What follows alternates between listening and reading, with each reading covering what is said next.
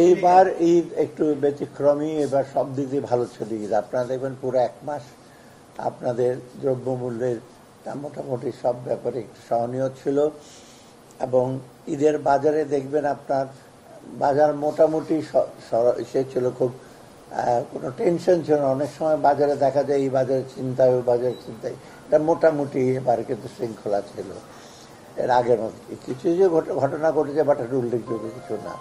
আর সবচেয়ে বড় হলো ঈদের যাত্রাটা, একটা হলো বড় একটু বন্ধ ছিল গেছে, তাছাড়াও কিন্তু রেল সেটা সব মোটামুটি কিন্তু মনিটর করে। আপনারা দেখবেন সব ইভেন মন্ত্রীরা এবং বিভিন্ন অফিসিয়ালরা ইভেন ডিস্ট্রিক্ট লেভেলে ডিসি তারাও কিন্তু মনিটর করেছে, বাজার মনিটর করেছে, যাত্রীদের সেবা।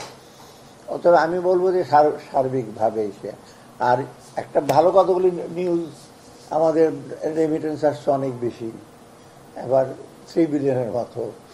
তারপরে আপনার ফরেন এক্সচেঞ্জ রিজার্ভটা একটু বেড়েছে। অতএব সার্বিক দিক দিয়ে ঈদের সেটা ভালোই হয়েছে। আর তার মধ্যে একটা খবর আসছে যে ট্যারিফ, ট্রাম্প সাহেব একটা নতুন করে তার রেসিপ্রোকাল ট্যারিফ করেছে। এটা মূলত তার ডেফিসিট প্রচুর, ওই ডেফিসিটটা কীভাবে কাভার করা যায় একটা গাণিতিক হিসাবে সে করেছে। মানে যেটা টার্গেট বা ওয়াল মার্কেটে বিক্রি হয়, যেটা খুব বেশি দাম না। ইভেন যদি ট্যারিফ ওরা বেশি করে খুব বেশি দাম এসে হবে না, যেটা আমি 2007-8 দেখেছি। আমাদের কিন্তু এক্সপোর্ট একেবারে এফেক্ট করা নাই। এফেক্ট করেছে কারা? যারা খুব দামি দামি কাপড় চোপড় অথবা খুব এক্সপেন্সিভ জিনিসপত্র ওখানে ইম্পোর্ট করতে, কারণ পার্চেসিং পাওয়ার কমে গেলে বা ডিউটি বেশি করলে ডিমান্ড কমে যায়। আমাদের একটু লোয়ার এন্ডে, আমাদের এখন দরকার আমাদের এফিসিয়েন্সি বাড়ানো, একটু ডাইভার্সিফাই করা। শুধু গার্মেন্ট না, আমরা চেষ্টা করবো লেদার বা অন্যান্য জিনিসগুলো এক্সপোর্ট করতে। আর ওদের কাছ থেকে যা যা দরকার হয়, ওদের মেশিনের আছে, এলএনজি আছে, অন্যান্য জিনিস আমরা চেষ্টা করি ইম্পোর্ট করতে। অর্থাৎ এগুলি নিয়ে আমরা আলাপ করবো আজকে, আর কি দেখা যায়। আর এটা একটা নেগোসিয়েশনের ব্যাপার। ওরা তো একটা হরে ধরে সবাইকে দিয়ে দিল। এখন যখন অলরেডি ভিয়েতনাম আর লাও ইমিডিয়েটলি একটা রিয়েকশন দিয়েছে, কারণ ওদেরটা অনেক বেশি এফেক্ট করবে। ওদের এক্সপোর্ট তো অনেক বেশি, আমাদের চেয়ে বেশি। ওদের এক্সপোর্ট আমাদের চেয়ে প্রায় বিশাল আকারের ডিফারেন্স। আমাদের তো এক্সপোর্ট এত না। ওটা আমাদের অ্যাডজাস্ট করা আমাদের জন্য খুব।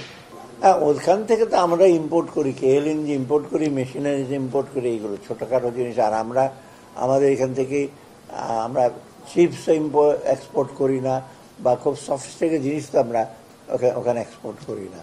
ওটা ওদের একটা কনসার্ন ওদের উপরে, কারণ ওরা কম্পিটিভ, বিশেষ করে তাইওয়ান, চীন, ওরা বেশি তৈরি করে ওরা।